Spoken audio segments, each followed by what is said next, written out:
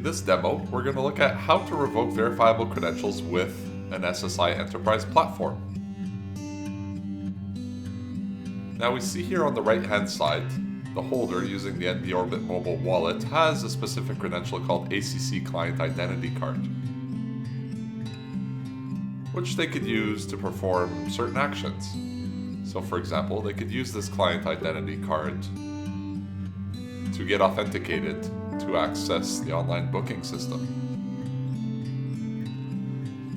So we see here, the holder has received a proof request to present this specific client identity card credential. And if it's successfully verified, they'll be logged into the online booking system, which is done here.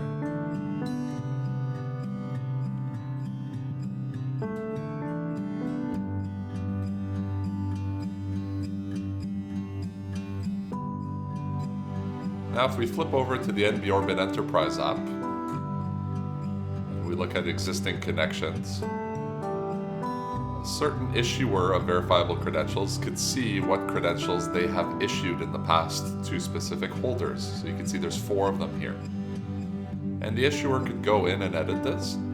So you can see the credentials received, which one of them was the identity card that was just presented. And we'll go ahead and revoke this credential. So the holder still maintains a copy of this credential, as it's their ownership, it's their property, it's still stored in the wallet. But when they go to use it to get authenticated once again in the online booking system, they'll receive a proof request. They will present that same credential that they had presented previously. However, they won't be able to be successfully authenticated and log into the online booking system.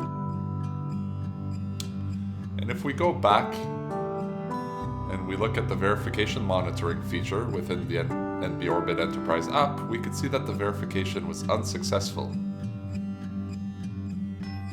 whereas previously it had been successful.